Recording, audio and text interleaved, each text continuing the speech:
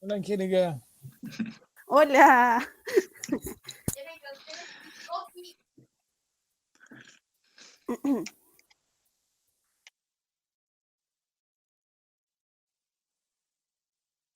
Hola, Juan Flores. Bienvenido. Buenas tardes. Buenas Hola, tardes. Juan. Un gusto. Hola, hola. Hola Juan, ¿cómo estás? Hola, hola a todos. Hola. Bueno, un gusto estar acá con ustedes y agradezco enormemente la invitación y espero que podamos conversar y reflexionar conjuntamente, espero, a la luz de la temática que se nos ha propuesto trabajar. Así Súper. Sí, estamos súper entusiasmados. Así es que, Roberto, partimos. ¿A qué hora? Tengo unos minutitos como...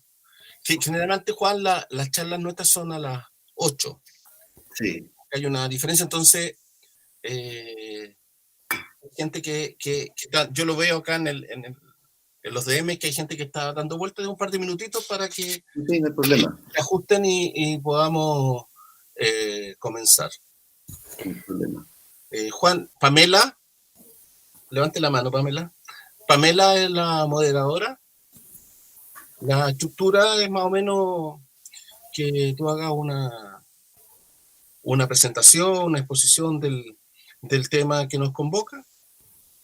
Y luego de eso te hacemos preguntas que van a llegar desde YouTube, de acá adentro, y preguntas que los propios compañeros y compañeros que están en la sala te van a realizar. De acuerdo. ¿Cuánto el rato total que tenemos? ¿Cuál es la estructura? ¿Cuál qué? El tiempo total. Hasta las 21:30. No, hasta las 21:30, 22. Es 1 hora y media. Ya. 1 hora y media, por lo tanto, el tiempo de exposición, ¿no? Es libre. 30, 40 minutos. Ya, de acuerdo. Que tú estimes, ¿no? Uh-huh. Y aprovecho de pedirle a todos nuestros asistentes, bueno, en realidad reiterar lo mismo de todos los días, por favor silenciar los micrófonos cuando ya parta la exposición para evitar acople y de lo posible usar audífonos. Y lo otro súper importante, a través del chat, enumerar si quieren hacer alguna pregunta al final de la exposición. Y recuerden también que las preguntas tienen que ser acotadas para que alcancemos a abarcar a toda la gente que tiene alguna inquietud. Y se van alternando con las preguntas que aparecen desde YouTube también, por la transmisión streaming, para que no se impacienten. Juan, disculpa, Pame, un segundo. Juan, hablas con Juan Pablo del streaming a través de YouTube. ¿Podemos hacer una prueba técnica de audio que cuentes hasta 5? Sí, por supuesto. Tú me dices cuándo comienzo. Inicia en 3, 2, ahora. 1, 2, 3, 4, 5. Puede ser hasta 100 ahora, por favor. Perfecto, está súper bien, impecable, gracias. Un segundito, voy a buscar un lápiz, ¿eh? Es que tiene que anotarlo. No, sí sé, obviamente. Justo salió como muy seguido. Roberto, 35 o 40, 20-35 o 20-40. 35. 20-35, sí. Ok. Ya.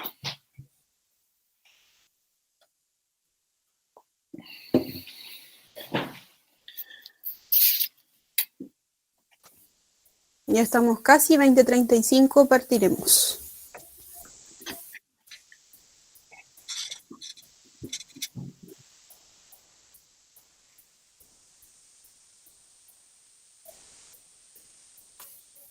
¿Les dicen cuándo? Sí. 20:35 en punto, doy la bienvenida y partimos. Tenemos 7 personas en YouTube y 30 en Meet actualmente. Súper. Que van a empezar a subir.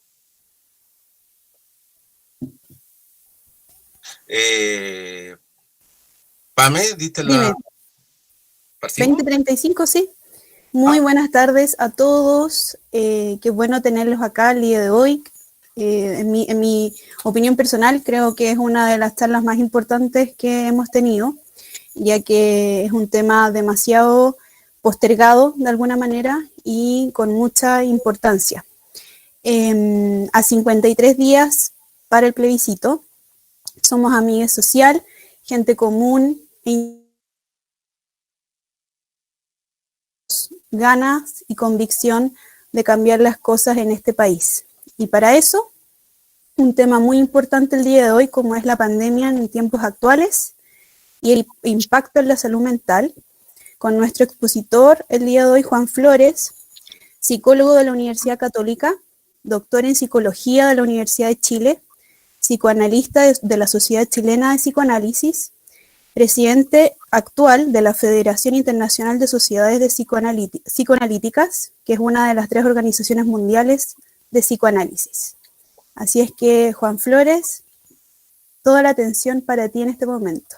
Bueno, repito entonces el agradecimiento por la invitación y poder compartir con ustedes en una doble dimensión de poder ayudar efectivamente a poder pensar esta temática conjuntamente, pero también agradecer por la posibilidad de que nosotros, los psicoanalistas que trabajamos hoy día más confinados todavía que antes al trabajo con los pacientes en el ámbito individual, en nuestro trabajo específico en la consulta, siempre resulta tremendamente enriquecedor la posibilidad de poder dialogar en un ámbito fuera del campo de trabajo tan estricto que es el psicoanálisis, ¿no? Entonces agradezco en ese sentido la posibilidad de poder dialogar y poder generar un ámbito de comunicación en ese sentido. Bueno, la idea es poder reflexionar acerca de cómo estamos viviendo desde el punto de vista del impacto en la salud mental la situación actual que nos toca sufrir, y me refiero fundamentalmente a la pandemia, ¿no?, de la cual hoy día estamos siendo objeto. Dialogando unos días atrás con Roberto respecto a qué nombre poner, finalmente usamos salud mental. Yo le decía a él que no era un concepto que me gustaba mucho, porque salud mental, independientemente de que todos entendemos a qué se refiere, tiene siempre el peligro de poder normativizar el término, ¿no? Es decir, como que hubiese una especie de sanidad que alguien pudiera definir desde un lugar central, ¿no?, ya sea ideológico, normativo, cultural, ¿no? El concepto de salud, por de pronto, en el ámbito de la biología, generalmente se vincula, por supuesto, a un cuerpo sano que cumple sus funciones vitales y que funciona con arreglo a ciertos criterios que están absolutamente definidos de manera mucho más concreta. El campo de la salud mental es un concepto mucho más difuso. Todos hemos sabido como la denominación de antisocial, la denominación de enfermo psiquiátrico, incluso los lugares de reclusión psiquiátrica son muchas veces usados por el poder, por cualquiera que sea, para poder ocultar, circunscribir los ámbitos que son peligrosos o discordantes con las normativas centrales. Entonces, por lo tanto, salud mental siempre tiene el peligro de intentar estatuir algo que es bastante más amplio, más difuso y lleno de complejidades, como es la salud mental, ¿no? Pero hoy día tendríamos que decir que el momento, sin duda, no hay duda de eso, de que el momento que estamos viviendo es un momento y una situación que sentimos absolutamente excepcional. Probablemente ninguno de nosotros que vivió, supongo, la gripe española, ¿no?, que podría ser la última reminiscencia que tenemos de esto, vamos a coincidir entonces que lo que estamos hoy día viviendo es absolutamente excepcional, ¿no? Y fundamentalmente porque rompe los modos de vida aparentemente cotidianos, estables, normales, en los cuales acostumbramos a vivir, y que hoy día incluso podemos tener cierta nostalgia de esa situación, incluso en algunos momentos despreciada, digamos, justamente por su carácter doméstico o normativo, digamos, ¿no? Hoy día la anhelamos. Por lo tanto, lo que hoy día estamos viviendo, como dirían algunos autores, cumple casi el carácter de un acontecimiento, es decir, de algo que irrumpe de manera radical y potente, resquebrajando, ¿no?, los modos habituales de tránsito cotidiano de todos nosotros. Y y fundamentalmente, y esto es un punto muy esencial, rompiendo también las certidumbres en las cuales vivíamos lo cotidiano. Sobre esto quiero parar un poco, porque sobre este tema que es el primero que ataca, por decirlo así, lo que pudiéramos denominar la salud mental, ruptura de las certidumbres. ¿Por qué ataca? Porque si somos rigurosos, tendríamos que decir que lo de certidumbre corresponde mucho más a un anhelo y a un deseo que a una verdad. Nosotros, menciono simplemente un dato, nosotros de muy chiquitos sabemos que nos vamos a morir. Sin embargo, para poder vivir necesitamos borrar ese dato fatal y hacer de la vida un tránsito que supuestamente circula sobre ciertas certidumbres. Que hay un día de mañana, que podemos hacer proyectos, que podemos hacer perspectivas de futuro, comprar una casa a 20 años o a 30 años, es decir, trabajamos sobre una cierta noción de certidumbre, pero que en rigor no existe. Es decir, como sujetos estamos expuestos de manera permanente y total al accidente. ¿A qué denomino accidente? Aquella situación que no podemos controlar, que no depende de nosotros, que depende de una externalidad imposible de poder constituir como un referente continuo y absoluto. Sin embargo, esa ilusión de certidumbre es la que nos permite sostener la vida. Pues bien, hoy día se nos aparece algo que nos recuerda que no hay tal certidumbre. ¿Por qué? Porque nos muestra que esa aparente certeza en las cuales podíamos transcurrir la vida, insisto, a pesar de estar expuesto al accidente, a la enfermedad, al choque, a la novedad, incluso a accidentes positivos, digamos, no sé, alguien se sacó el loto, qué sé yo, etcétera, ¿no? La situación actual nos obliga entonces a asumir que esa aparente certeza eran solamente supuestas. La aparición de algo del orden de lo real, como por ejemplo esta situación, nos remece y nos fragiliza porque nos recuerda de modo totalmente potente esa situación de incertidumbre radical en la cual todos vivimos, ¿no? Por eso mismo que la situación actual que nos expone de modo absolutamente evidente, ¿no?, a la muerte, a la enfermedad, también genera, por supuesto, que se nos produzca el derrumbe de los sueños, de las expectativas, sobre las que habíamos construido, entre comillas, nuestro andamiaje normal. Es un primer golpe fundamental que hoy día estamos sufriendo, ¿no? Ruptura de certidumbre, cancelación, diríamos, ¿no?, de sueños, y por lo tanto una especie de habitación que trabaja sobre una especie de noción de puro presente, como si fuéramos sujetos en un stand-by permanente, esperando algo que nunca llega, digamos, ¿no? Y que no queda claro, aunque pudiéramos tener ciertas referencias, que no queda claro cuándo va a terminar. Entonces, el presente, y eso así es una de las características actuales, empieza a sentirse como una especie de peso continuo, ¿no es cierto?, con un horizonte que se hace cada vez más difuso, un poco claro, y el porvenir, por lo tanto, queda en suspenso, amenazado, ¿no? Por eso mismo que necesitamos construir, aunque sea, insisto, de manera ilusoria, y aunque sea casi como puro deseo, ciertas nociones y expectativas que, aunque estén en el discurso, nos hacen pensar en la posibilidad de algo distinto. Sueños, ilusiones, lo que haría, lo que voy a hacer cuando esto termine, ¿no? Justamente porque el presente se nos presenta de un modo tremendamente arrasante, ¿no? Es probable que en 30 años más, y eso justamente es lo que se nos hace difícil, por poner una cifra, lo que hoy día estamos viviendo se nos presente como una más, ¿no es cierto?, de las tantas situaciones que hemos vivido en el curso de la historia, ¿no?, humana, donde aparezca con tal potencia y con tal fuerza esta condición de desamparo que nos constituye como sujetos, digamos, ¿no? Por eso que lo diría es tan violento, porque nos vuelve a recordar de modo fundamental y esencial esa condición desamparada, que es la estructura básica del ser humano.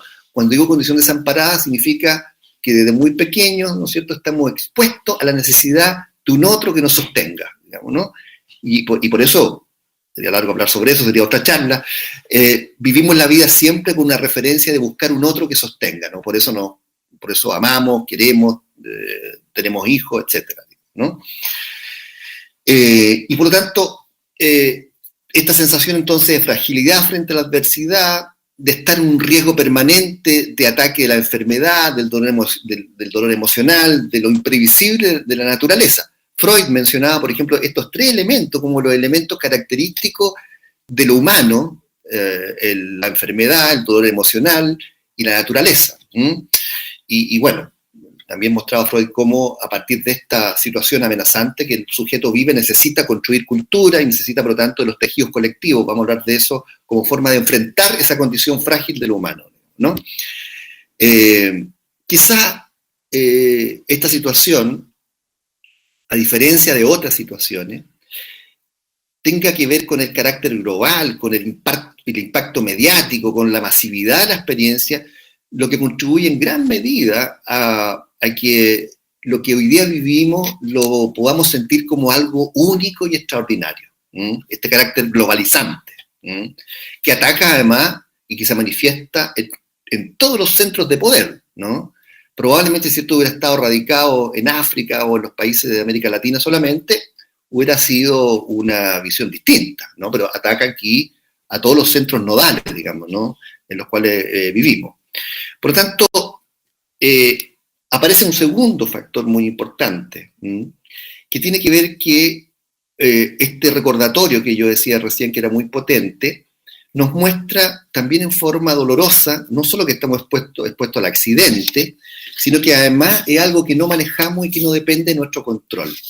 Y frente a este mundo que yo les describía recién, digamos, ¿no? Como el mundo frágil, incierto, etcétera, toda la respuesta humana muchas veces es intentar suponer otra ilusión, que tenemos un control de nuestras vidas, digamos.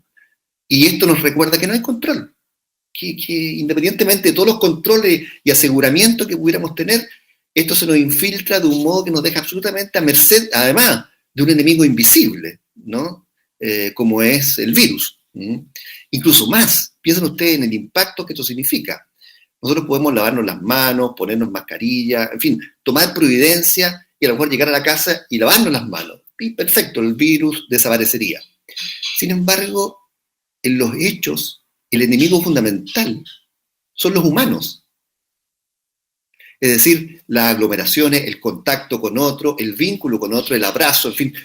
El humano se nos transforma en el enemigo fundamental. Y eso genera una disrupción radical, donde el otro potencialmente puede ser tu asesino, o uno puede ser potencialmente el asesino, incluso con aquellas personas que pudieran ser queridas y amadas por nosotros. Entonces, es una condición, si lo pensamos, tremendamente potente.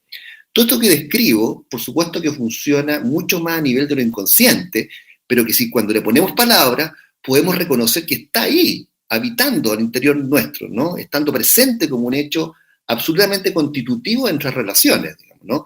Y por supuesto que teniendo impacto en la forma en que nos relacionamos hacia afuera, y que se manifiesta en los sueños, en la dificultad de dormir, en la angustia, en ansiedad, en enfermedades psicosomáticas, en todo aquello, evidentemente, que cuando no es posible poder vehiculizarlo en la palabra, es el cuerpo que habla a través justamente de una manera sorda, ¿no? Porque el cuerpo finalmente habla a través de su sintomatología. Por eso que una de las denominaciones del psicoanálisis es la cura por la palabra, es decir, la posibilidad de poder poner en palabra, ¿no es cierto?, y poder organizar la experiencia a través de algo que es posible reconocer, ¿no? Ahora bien, yo decía entonces que es probable que en unos años más esto lo veamos como uno de los tantos accidentes. Pensemos simplemente por un momento lo que podría haber significado para un habitante que vivió en su centralidad, por ejemplo, la Segunda Guerra Mundial, que duró 6 años, ¿no? Una experiencia traumática, impresionante, pensemos, no sé, lo que puede vivir la gente que estuvo en los campos de concentración. Pero para nosotros hoy día, y para muchos, es un accidente, o sea, un momento de la historia, algo que podemos ver en una película, digamos, en un texto. Ya nos situamos lejos de esa experiencia omnipresente, marcante, traumática, que tiene que haber sido para alguien que sufrió directamente eso. Bueno, es probable que también en algunos años más esto sea un dato, simplemente, otro más. Sin embargo, hoy día, y aquí yo me planteo me perdonarán algunos, en una perspectiva un poquito escéptica respecto a lo siguiente, conociendo un poquito la estructura humana. Porque hoy día somos testigos, nosotros, todos nosotros, de una serie de reacciones, ¿no es cierto?, casi místicas, digamos, ¿no?, en intentar traducir los tiempos actuales como una especie de castigo, de consecuencia, de habernos apartado del bien, de habernos alejado de la naturaleza, de haber hecho prevalecer el egoísmo humano, en fin, por sobre todas las cosas.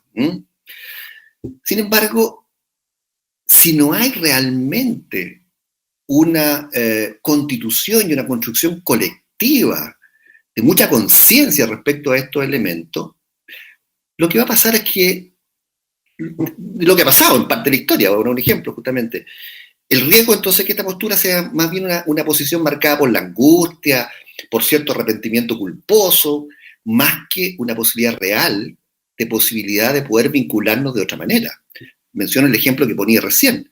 Cuando termina la Segunda Guerra Mundial, se crea de manera mucho más potente las Naciones Unidas, se refuerza el compromiso con los derechos humanos, se hace una especie de conciencia potente en la humanidad respecto a que esto nunca más.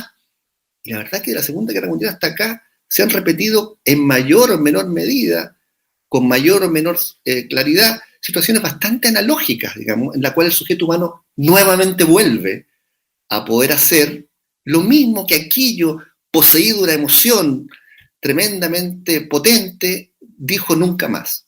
Por eso, que la única posibilidad para que esto no sea simplemente un elemento más, es que ese nunca más tenga que ser un elemento permanentemente recordado. La única posibilidad de poder enfrentar y aprender de algo es el recuerdo de una memoria permanente. Porque la tendencia, digamos, del sujeto es al olvido, ¿no? Por tanto, aquí tendríamos que pensar qué significa esto, ¿no? De poder recordar y no olvidar, justamente para poder aprender esta situación, ¿no? Y ahí hay otro desafío que queda abierto, ¿no? Ahora, hoy día, entonces, producto de lo que estamos viviendo, asistimos más bien a una especie de debilitamiento de los vínculos, por lo que explicábamos recién, justamente, que el ser humano es un enemigo potencial, a una incertidumbre que amenaza el futuro, que pone en riesgo la vida.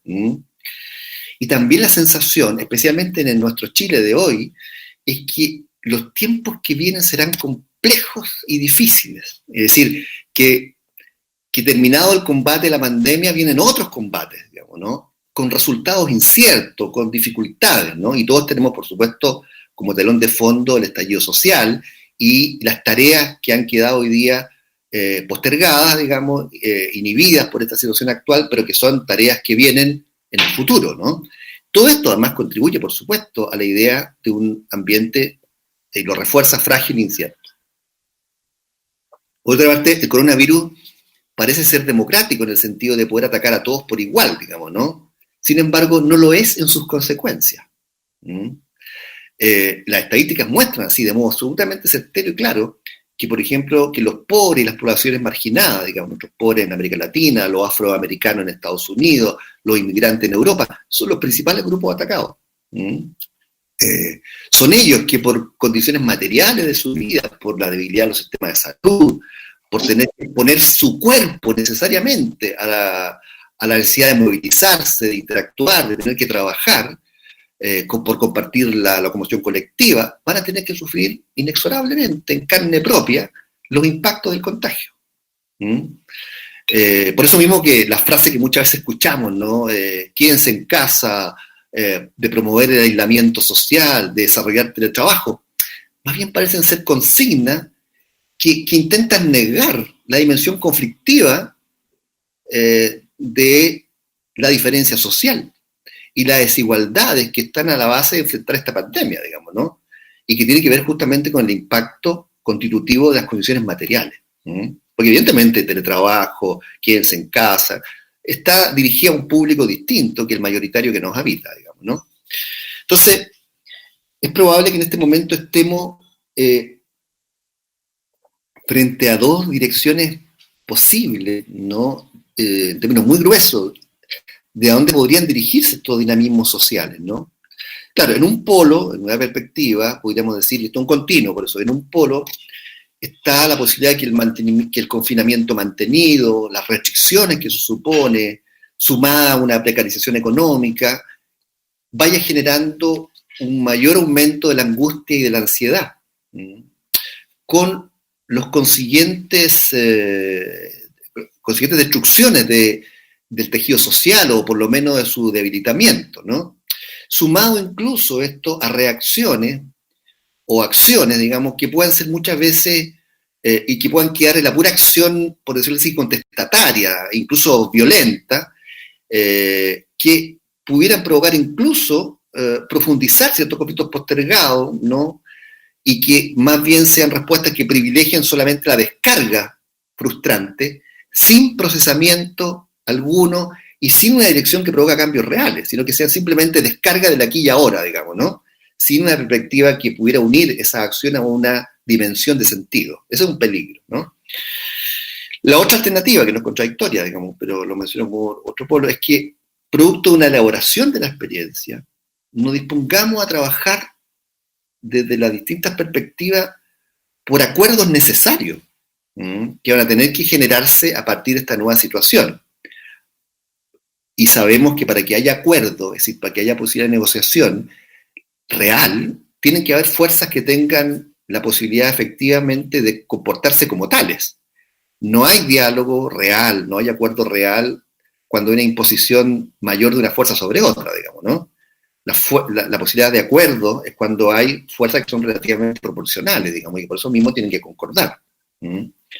Lo otro es una especie de aparataje, digamos, de acuerdo, pero que está sustentado en el uso fundamental de una fuerza sobre otra, ¿no? Por eso que la única posibilidad de poder llegar a acuerdos es que haya fuerzas que se refortalezcan para poder dialogar en igualdad de condiciones, ¿no? Ahora, la pandemia también la podemos sentir, como decía yo anteriormente, como algo oculto que ataca lo que sostiene de manera invisible y de un modo imposible de poder enfrentarla. La pandemia, nos invade además sin sentido y sin ley, en el sentido que no tiene una dirección concreta, salvo, y es vivida por todos nosotros, digamos, salvo esa dimensión simplemente atacante, ¿no? Genera mucho temor y también muchas veces deseamos encontrar, y esto es un mecanismo psíquico muy importante, orígenes explicables y causales para lo que nos sucede. Por eso que nos seducen tanto y nos atraen las teorías de complot y conspiraciones, ¿no? O sea, el modo Salfate es un modo que nos atrae mucho. ¿Por qué? Porque le da un sentido, le da una lógica explicativa, inscribe lo actual en una perspectiva de horizonte posible de entender, aunque sea sobre un supuesto falso. Lo peor para los sujetos humanos justamente es entender que las cosas que están pasando no tienen un sentido, obedecen simplemente a la exposición absolutamente aleatoria de algo que no manejamos y por tanto que nos somete mucho más a esa dimensión incontrolable que finalmente es la vida, digamos, ¿no? El problema es que cuando no tenemos control, es decir, cuando no podemos inscribir lo que pasa con arreglo a una cierta perspectiva de sentido, el miedo nos invade, convirtiéndose el miedo entonces en una de las pandemias como consecuencia de la actual más terribles. El miedo, por ejemplo, es lo que hace que reaccionemos impulsivamente, que aparezcan aspectos más básicos que atentan incluso contra lo solidario y lo colectivo. La idea de que tengo que salvarme yo, o sálvese quien pueda, digamos, ¿no? Eso el miedo es una de las cosas más destructivas de los sostenes colectivos. El miedo también es lo que puede producir ansiedad y violencia con el prójimo, ¿no? Haciendo que resurjan los aspectos más primitivos de nosotros.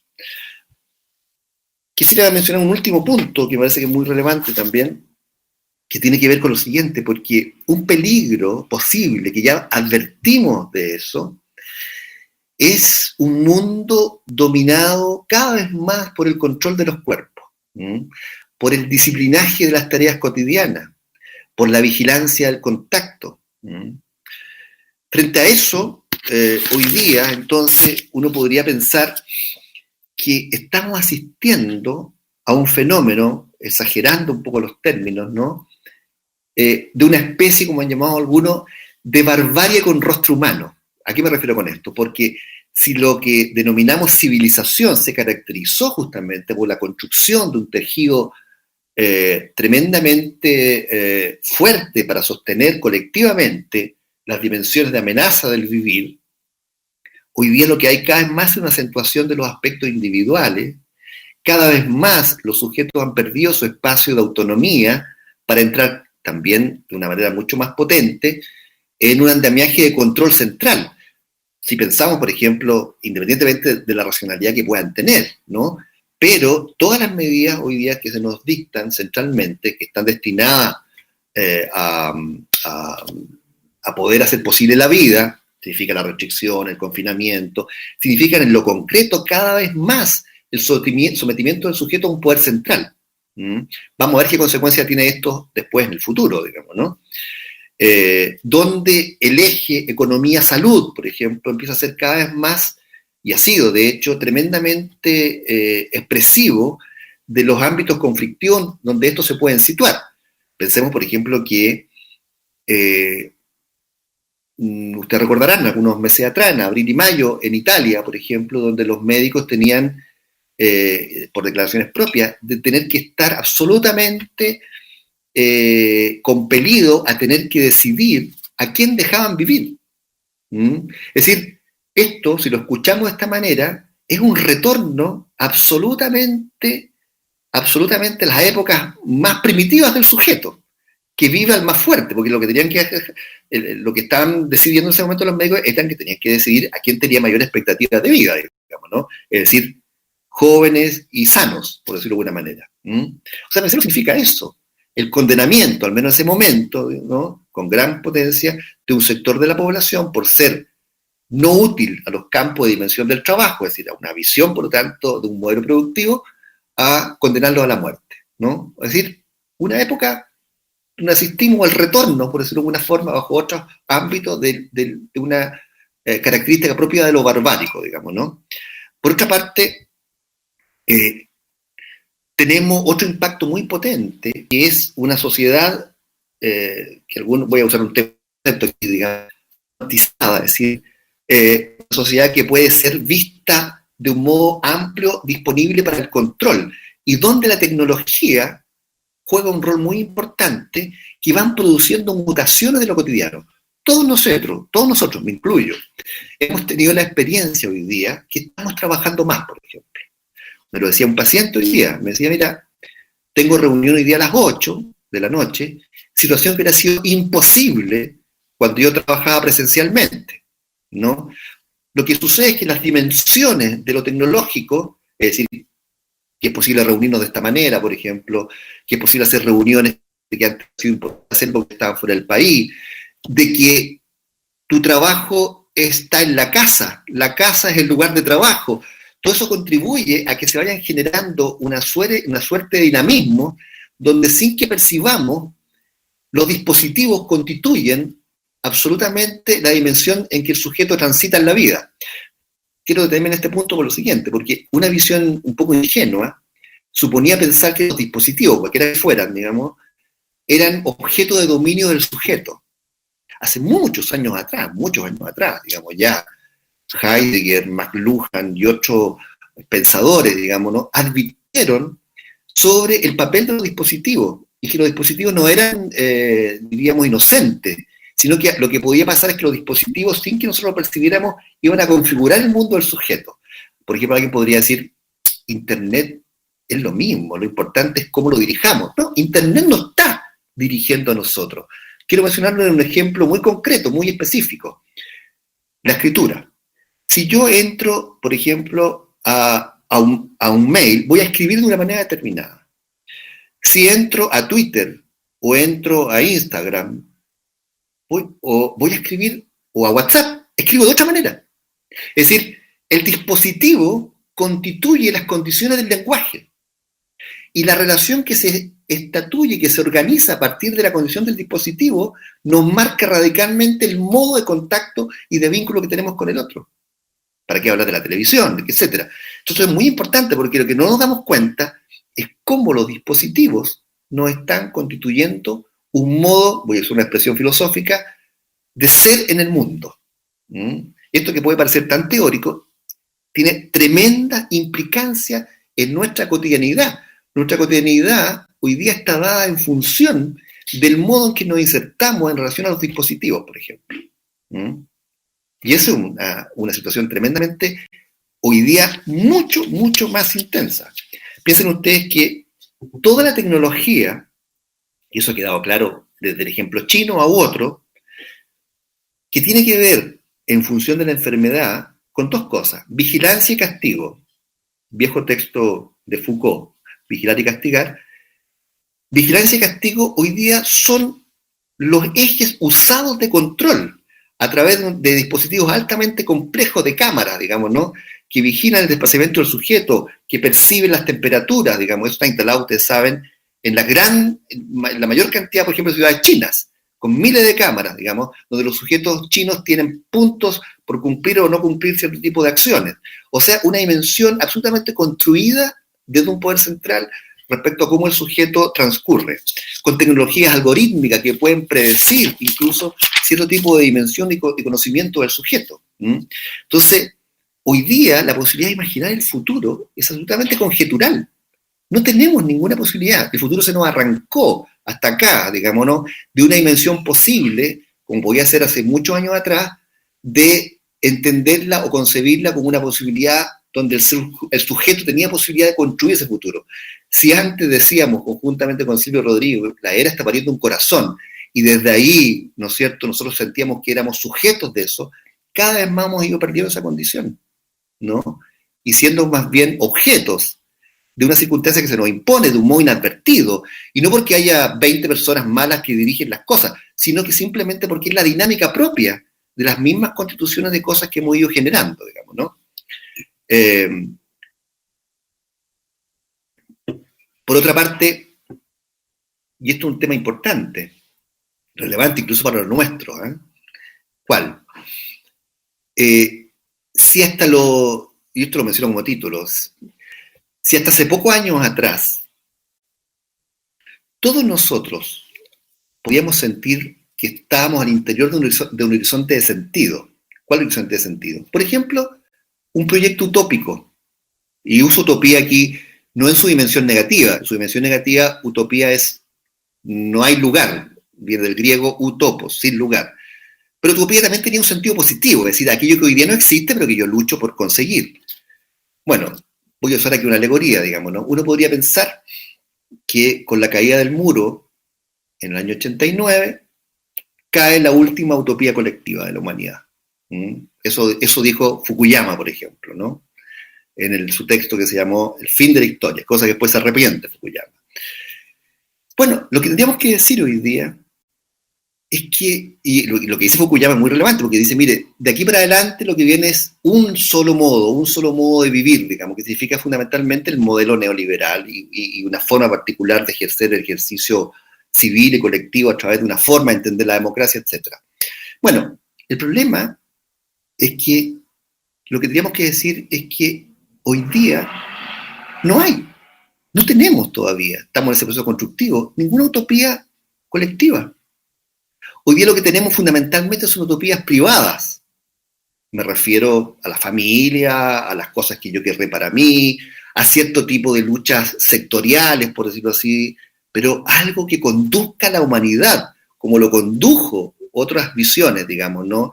Donde los sujetos podían dejar su vida, podían entregar su familia, podían, no sé, por el mundo nuevo que venía, hoy día no existe.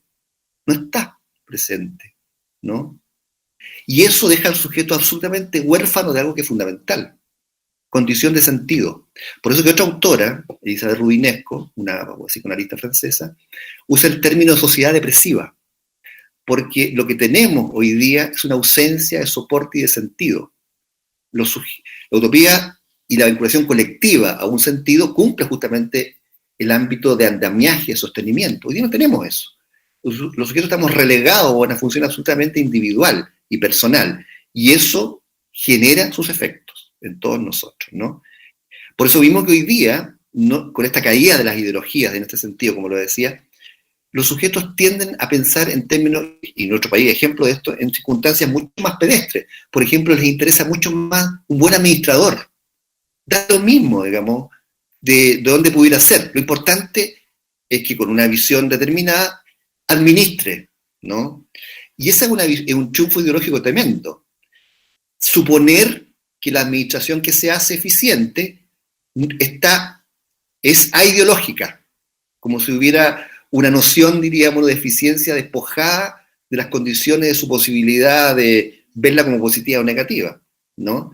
Y entonces la gente vota hoy día, todos sabemos, por personas, ¿no? Porque supuestamente la van a hacer mejor o peor. Ya no por ideas, sino que por quién hace mejor las cosas, digamos, ¿no? Entre comillas. Entonces, estamos en un momento muy conflictivo y esta situación hoy día, evidentemente, es ejemplo de eso. Ahora, la gran lucha que hoy día estamos acá nosotros, por supuesto presente y también en el mundo, es qué discurso, es decir, qué interpretación, qué noción de las cosas va a hegemonizar lo que hoy día está pasando y el futuro. Es decir, ¿qué discurso va a operar efectivamente como articulador de lo que viene? Esa es la gran lucha. ¿Quién va a conquistar esa hegemonía discursiva? Voy a poner un ejemplo de triunfo de hegemonía discursiva. Si hace 30 años atrás el discurso dominante era, por ejemplo, que los homosexuales no podían, era visto como una enfermedad y no podían tener derecho a ninguna vida de esa naturaleza, hoy día el discurso, el triunfo, digamos, ¿no?, fue otro. Cuento una anécdota que es real, puede ser que ustedes algunos la hayan leído. La segunda, hace unos años atrás, 4 años atrás, publicó en los Top Secret de que los diputados de la UDI estaban leyendo a Gramsci. ¿Y por qué estaban leyendo a Gramsci? Desde el punto de vista de ellos, porque decían, es que este nuevo modo de avance del marxismo, la hegemonía cultural, que es un término que Gramsci acuñaba también, diciendo, es que no nos damos cuenta y nos han cambiado la vida. Estamos hablando del aborto, los homosexuales se pueden casar, todo lo que pensábamos y era la estructura básica de la sociedad está cayendo y no nos damos cuenta. Entonces eran como, bueno, algo de eso hay, en el sentido de que efectivamente la gran lucha hoy día no pasa probablemente por la conquista del Palacio de Invierno, digamos, como en el año 17, sino que más bien la lucha es por quién conquista esa hegemonía discursiva, digamos, ¿no? Ahora, por eso mismo que un punto fundamental, termino porque hacemos la pregunta, hoy día va a estar puesto en un punto esencial. Por ejemplo, la lucha por los datos. Hoy día la lucha esencial que se está dando, pensemos simplemente en la disputa entre Trump y los chinos, o por la 5G, tiene que ver con quién conquista los datos. Los datos, en función del dispositivo que yo describí anteriormente, se convierte en un elemento esencial y fundamental respecto a una noción de poder. ¿Cómo hacemos frente a eso? ¿Cómo resistimos? ¿Cómo damos luchas que tengan que ver justamente con ese tipo de cosas? Son esenciales. Aquí menciono algunos ejemplos que probablemente no están presentes necesariamente en los idearios políticos, digamos, ¿no? En primer lugar, porque pueden haber cosas más urgentes que solucionar y concretas y efectivas, y por supuesto que son más urgentes, pero que si no se inscriben en una dimensión de sentido, vamos a perder la gran lucha que tiene que ver con qué tipo de civilización y qué tipo de cultura queremos construir. Por eso mismo, entonces, tenemos un gran esfuerzo, ¿no? ¿Cómo hacer de acá, por ejemplo, un espacio que muestre que la única posibilidad de poder hacer frente a estos elementos que yo decía anteriormente que amenazan al sujeto es las redes solidarias, los lazos colectivos? No es casual, entre paréntesis, y ese puede ser una cosa interesante para tomarlo, la revalorización que ha habido del papel del Estado. Es decir, que en momentos de quiebre, todos supongamos que hay un otro imaginario, digamos, ¿no? El Estado, en este caso, que cumple el papel de soporte imaginario y de sostén colectivo, y acudimos allá, ¿no? Por eso que hasta de la derecha ya se acude al resorte de la socialdemocracia, digamos, ¿no? Hablando del resorte de la importancia de lo público. Y por lo tanto, El punto entonces es que esta posibilidad de poder hacer del sostén colectivo el ámbito real y profundo de vínculo con los otros como posibilidad real y efectiva de hacerle frente al arrasamiento individual y el puro ámbito de la respuesta privada, va a ser uno de los campos esenciales durante el próximo tiempo. Se va a dar el modo en que la humanidad puede configurarse en una perspectiva u otra. Si no, vamos a estar simplemente en las luchas sectoriales, digamos, reivindicativas, transitorias del momento, pero cuyo andamiaje central va a seguir transcurriendo, digamos, ¿no?, en los modos en que hoy día se ha deslizado. Bueno, quedo hasta acá y para que vayamos a las preguntas, porque hablé mucho. Más de los 20 minutos que me habían dicho. Se hizo muy corto porque yo creo que es demasiado interesante, sobre todo el contextualizar la situación actual, que a todos, yo creo que de los 44 que estamos vía Meet y los que están mirando vía YouTube, nos sentimos súper reflejados con todas las cosas que ibas contándonos, porque yo creo que nadie está exento a los efectos que produce esta situación tan puntual a la que estamos sometidos en este momento. Yo creo que sobran los trastornos del sueño, la ansiedad, etcétera. Vamos a ir primero con una pregunta que viene desde YouTube, que la hizo Claudia Maldonado. Dice: hola Juan, ¿por qué percibimos el riesgo de manera tan distinta? Es decir, ¿por qué algunas personas parecen no creer en una real posibilidad de contagio y se exponen innecesariamente? A ver, termino muy grueso, porque lo primero tendría que decir yo que hay una diferencia entre un aspecto más general de lo humano, más estructural de lo humano, y los resortes individuales. Recordemos que desde el psicoanálisis, que pone su énfasis en la historia, cada persona es lo que es en virtud de una historia, es decir, de algo que lo ha constituido en una forma determinada, ¿no? Claro, entonces la estructura humana de negación del peligro es uno de los mecanismos absolutamente claros de todos nosotros en general, frente a las cosas que son amenazantes, conflictivas, en fin, lo que fuera, vamos a intentar negarlas, ¿no? Justamente para no enfrentar, porque rehuimos el conflicto, el conflicto profundo. Entonces, en algunos casos puede ser que haya gente que tenga una dimensión, por decirlo así, omnipotente, ¿no? Uno lo ve, yo lo veo con mis pacientes, no, eso no nos va a pasar. Como una cosa absolutamente omnipotente, negadora del peligro real, porque el peligro real es muy aterrador si uno lo piensa. O sea, si uno lo piensa bien, uno no tendría que salir a ninguna parte. Cada lugar en que sale puede ser potencialmente un peligro. Entonces, claro, una posibilidad es salir teniendo conciencia del peligro y la otra es negarlo. Para el aparato, a veces más económico, el aparato psíquico, es negar el peligro. Pero obviamente que eso hace más énfasis en cierto tipo de personalidades que en otras. Y eso ya va a depender de la casuística específica, digamos, ¿no?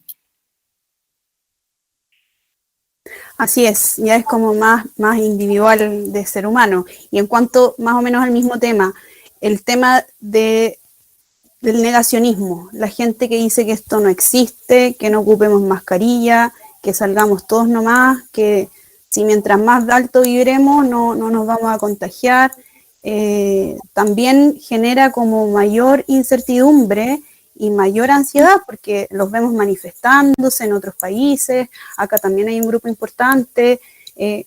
¿Cómo se puede entender un poco eso después de los miles de muertos y todas las consecuencias que tiene la pandemia? Claro. Este efectivamente ha sido un fenómeno. Ahora, lo extraño de esto es que este ha sido un fenómeno más ligado a las posturas más conservadoras en el mundo, ¿no? Tanto en Estados Unidos o en Argentina, por ejemplo, que son dos situaciones en las cuales hemos visto, acá en Chile, que yo sepa, no ha habido marcha en favor de algo parecido a eso, ¿no? Y probablemente tenga que ver con el siguiente punto, porque lo que está primando de modo muy potente detrás de estas visiones son dos categorías. Una categoría, ideológicas ambas, la primacía del restablecimiento productivo, ¿no?, por sobre la salud. Ahora, aquí hay un punto que es conflictivo también, porque esto puesto en blanco y negro también puede ser una trampa, ¿Por qué? Porque si cuidáramos solo la salud sin preocuparnos del fenómeno productivo, pudiera ser que llegáramos a tener más muertos producto del hambre, producto de la situación de vida que eso significa, o de violencia. Es un punto muy complejo de cómo administramos ese equilibrio, ¿no? Pero en general, el énfasis en esta situación de decir, como Trump, hagamos lo que hay que hacer, tiene acentuación más puesta en el fenómeno productivo, digamos, y por lo tanto la defensa de la economía. De ahí vienen las teorías de las tesis de rebaño, digamos, ¿no? Es decir, que toda la gente se contagie y que vivan más fuerte, digamos, ¿no? Y finalmente todos vamos a lograr la inmunidad por esa vía. Y el segundo punto es una ideología, por decirlo así, que tiene que ver con la primacía de lo individual por sobre lo colectivo. Es decir, sujetos que se sienten atacados en sus derechos particulares, desconsiderando la necesidad de esa restricción necesaria para un soporte colectivo. Muchas gracias. Yo creo que varios nos estábamos haciendo esa pregunta. Ahora, Nicolás Salaquet. Hola, Juan. Hola, Nicolás. Primero que nada, muchas gracias por la charla, estuvo bastante interesante y muchas gracias por participar en este tipo de conversatorio. Gracias a ustedes. Hay un factor que es relativamente interesante que mencionabas, que es la predominancia de las teorías conspirativas y ese factor de que temas complejos requieren explicaciones grandes, esa predisposición a creer explicaciones grandes bajo situaciones monstruosas. En este caso se ha generado acá, en otros países, a lo Trump, una fijación y una predisposición de las personas a la información que les llega. Y todos sabemos que en este momento la información es lo que está manejando las circunstancias a nivel global y la desinformación particularmente. Exacto. ¿Tú ves alguna, primera pregunta cortita es con eso, ¿tú ves alguna forma relativamente conocida o ya tendríamos que entrar a formas nuevas de explorar, de romper esos paradigmas nuevos formados, tan arraigados ya en las personas, que tienen nuevos paradigmas, al fin y al cabo, de cómo ven toda la vida y de cómo adquieren las noticias falsas? Y en esa misma línea, probablemente, como tú también decías, vamos a tener más crisis a futuro. Tenemos la crisis climática, que es una crisis real. Yo estudio bastante el tema y hay otros temas también como las futuras pandemias, el permafrost cuando se derrita, los nuevos virus. Hay variedad de temas que van a venir en el futuro. Yo creo que gran parte del problema del miedo actual es que las personas hemos visto incompetencia absoluta en el manejo de la epidemia ya a nivel global. O sea, no es solo que haya un sistema central y que la pandemia exista, es la incompetencia extrema en general. ¿Cómo también podríamos llegar a recuperar esa fe dentro de los tomadores de decisión y esa confianza, más que fe? La confianza para que las personas puedan decidir bien en las próximas crisis que hayan y no decidan automáticamente, no, ya esto es como lo de antes, no, pero no pasa nada, o tomen decisiones a la rápida. Eso, muchas gracias, Juan. Gracias. Bueno, esa es la pregunta, no sé si la podré responder, pero algunas nociones. El problema de la información, tal como tú decías, es central. Información y poder son elementos que desde hace mucho tiempo sabíamos que efectivamente transitan conjuntamente. Quien se hace cargo de la información constituye y construye mundo. Felizmente, un elemento favorable que uno puede decir de las consecuencias positivas de Internet es la posibilidad de poder generar, porque tiene dimensión negativa también, índice o ámbitos de construcción de información alternativos. Por eso que uno podría pensar que la lucha que se da por construir, y esto es una lucha que está presente hoy día en la legislación, digamos, se está debatiendo sobre esto, ámbitos de apoyo gubernamental para creación, por ejemplo, de radios, canales de televisión, mecanismos de información que den cuenta de elementos que rompan la centralidad de esa información son fundamentales, ¿no? Entonces yo creo que es una lucha esencial que tiene que ver con cómo democratizar no solamente el acceso a la información, sino que la producción de información, ¿no? Porque si no vamos a quedar capturados absolutamente, casi bastante cercano a 1984, al fenómeno de Orwell, digamos, ¿no? De una centralidad de la información absolutamente dirigida. Y lo que es peor es que aquí esto se junta con una estructura humana que necesita creer. La disposición a, esto sería otra charla también, pero la disposición a creer es una disposición estructural del sujeto. Es decir, a creer me refiero a darle un horizonte de sentido a las cosas y suponer que hay un origen, un intermedio y un fin, digamos, ¿no? Que es un asunto que tiene que ver con la estructura del lenguaje, digamos, ¿no? Pero básicamente lo que quiero decir con esto es que la disposición a otorgar sentido, es decir, a creer que hay una perspectiva, es fundamental. A pesar que en algún nivel sabemos que no es así. Entre otras cosas porque el lenguaje es muy ambiguo. Le quiero terminar este asunto con un ejemplo muy concreto. Por ejemplo, para que ustedes vean cómo, a pesar de eso, de que está esa disposición a creer que las cosas tienen un sentido, igual dudamos. Un ejemplo. Una madre reta a un hijo y le dice, mira, tú tienes que actuar así, qué sé yo, Robertito. Y supongamos que le dice eso y le pregunta a la madre al chico, ¿entendiste? Y el niño dice, sí, mamá, entendí. Y la madre dice, a ver, repítemelo. Y el hijo le repite textual lo que la madre le dijo. Y la madre le dice, ya, ¿pero realmente entendiste? Bueno, porque esa madre intuye que la repetición textual de la palabra, de lo que ella dijo, no le asegura que lo que ella efectivamente quiso decir fue entendido por el otro. Bueno, y siento que eso sería otra charla, porque eso tiene que ver con el quiebre fundamental de la estructura del lenguaje, que tiene que ver justamente con esa disposición incomunicativa fundamental. Basta ver las parejas, digamos, simplemente, ¿no? Entonces, el problema de la información siempre está arrojado una cierta posibilidad de incompletitud, de no poder llenar siempre el espacio, pero lo que sí abre la posibilidad es que ese ejercicio de la información sea lo más democrática posible, y ahí tenemos una tarea pendiente, ¿no? Y respecto a lo que tú preguntabas también en términos de por qué las poblaciones pueden cumplir o no cumplir, lo fundamental es que haya, insisto, tejidos colectivos que hagan posible acceder con conciencia fundamental a aquello que la autoridad le pide. Si hay una autoridad legitimada, hay una autoridad a la cual no se le otorga un ámbito de credibilidad esencial, no va a suceder. Y esto no tiene que ver necesariamente con las adhesiones ideológicas. Voy a poner un ejemplo. Uruguay, que es un país ejemplar hasta ahora en cómo ha manejado la pandemia, tiene un presidente de derecha, con una población, por lo menos la mitad, que fue tradicionalmente de izquierda en las últimas votaciones, digamos, con el Frente Amplio, que no tiene que ver con el Frente Amplio de acá. Pero, sin embargo, ha habido posibilidad de concordar elementos entre sectores de distintas posturas, como nos señaló Mujica, y otorgar y poner en primer plano la posibilidad de acuerdos colectivos para poder generar condiciones de credibilidad. Uno de los reclamos que aquí hemos visto permanentemente, ¿no es cierto?, especialmente con el anterior ministro, era cómo la información, las decisiones se tomaban fuera de los campos del ámbito colectivo. Y que lo que siempre reclamaba a través del Colmet, digamos, el Colegio Médico, es cómo los distintos actores sociales pueden incorporarse a los procedimientos de toma de decisiones, porque es la única posibilidad de que se le otorgue un ámbito de credibilidad. Esa es otra lucha posible, ¿no? Que cualquier posibilidad de construir acuerdos que sean creíbles frente a sucesivas crisis exigen, evidentemente, de la posibilidad más amplia de participación.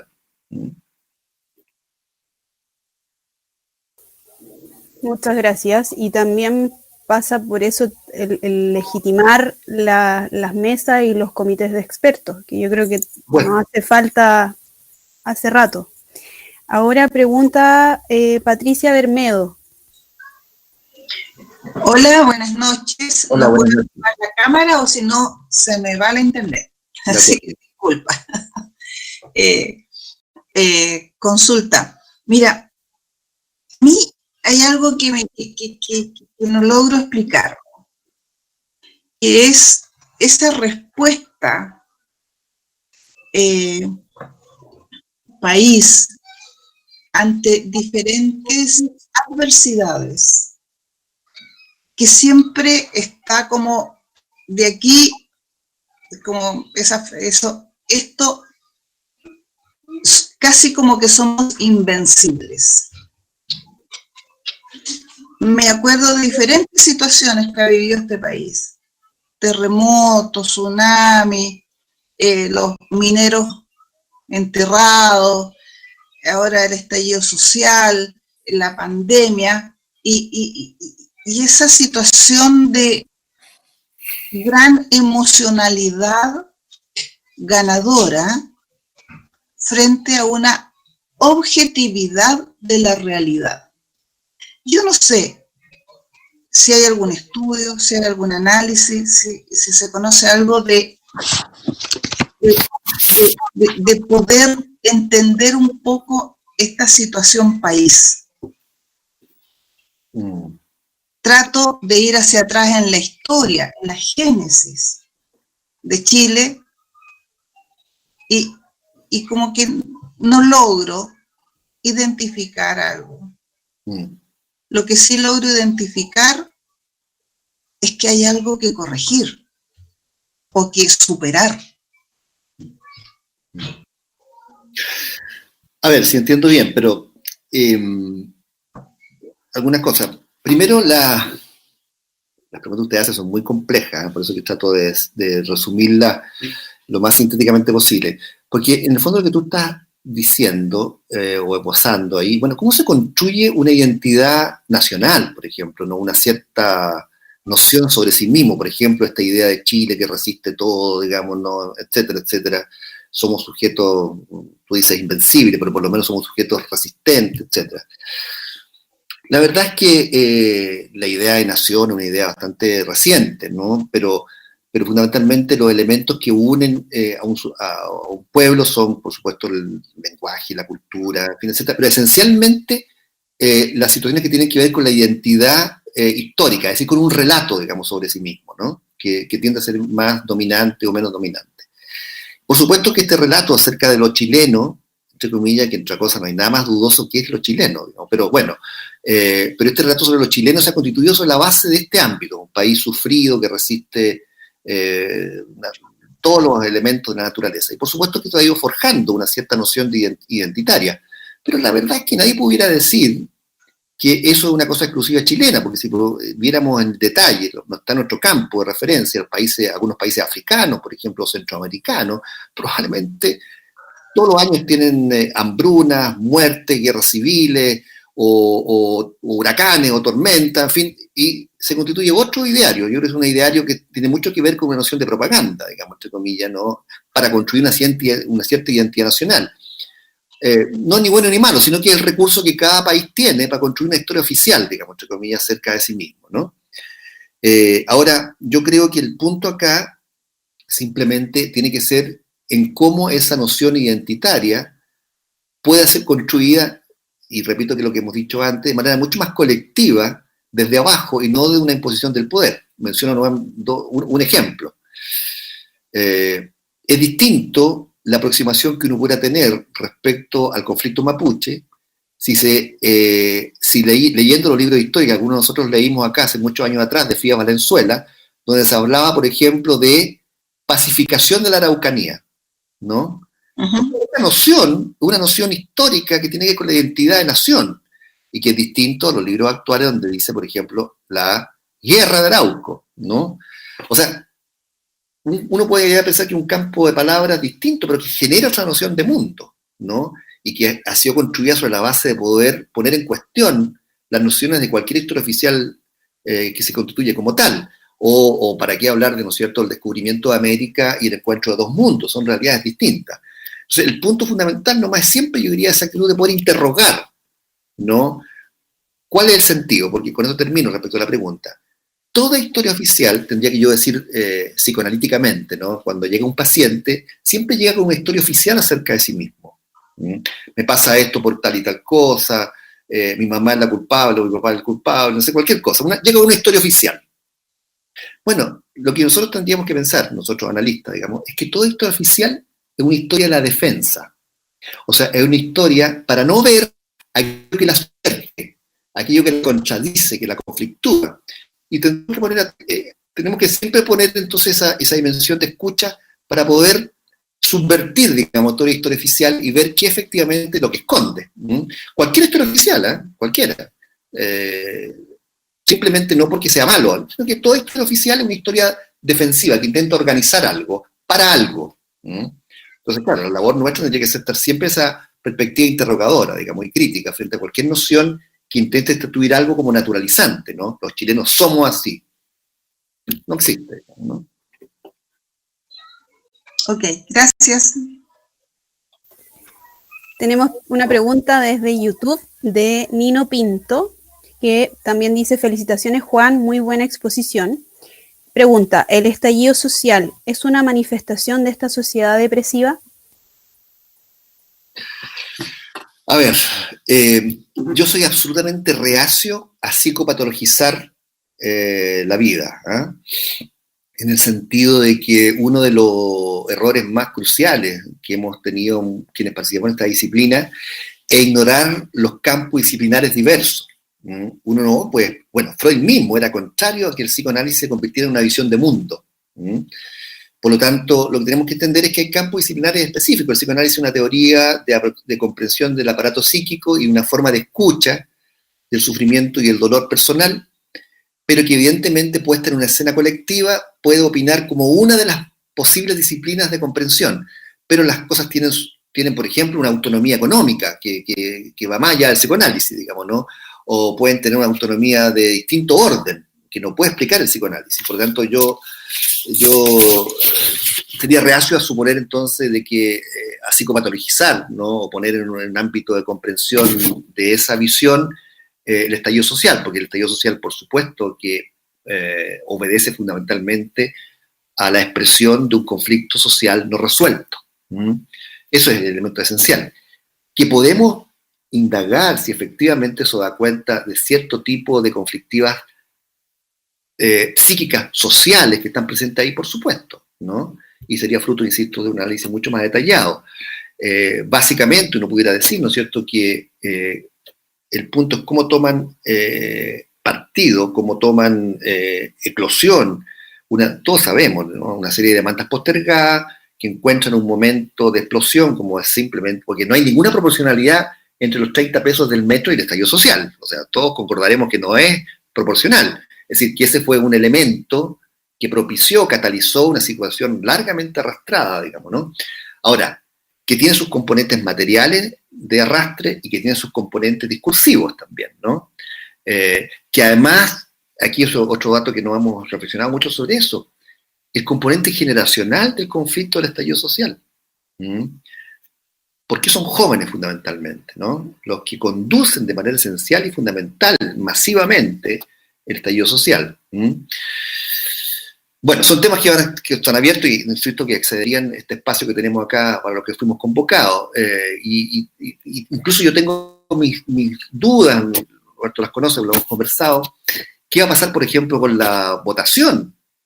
Donde probablemente, esa es mi perspectiva, se tiendan a repetir relativamente parecido, a lo mejor, digamos, ¿no?, los porcentajes de votación de los ciertos sectores.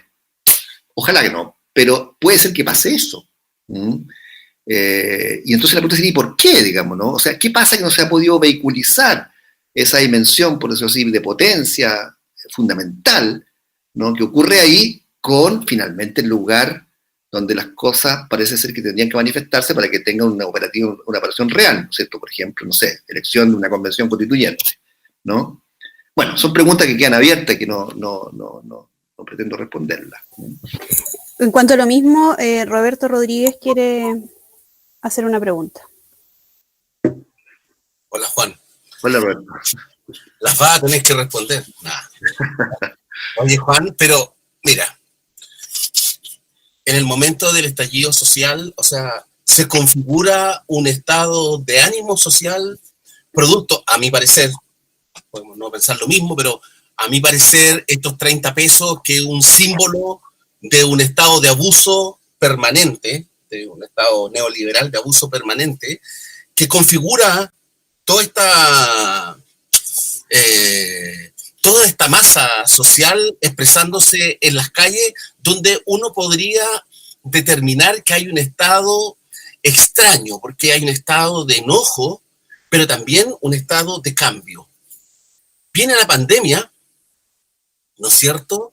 Y esto obligadamente, porque no tuvimos opción de elegir, te lleva a incluir este factor de la muerte de la muerte al interior y la muerte de tus más cercanos, de tus amigos, bueno, como nos pasó a ambos, Juan, con un amigo querido que perdió la vida en esto del COVID,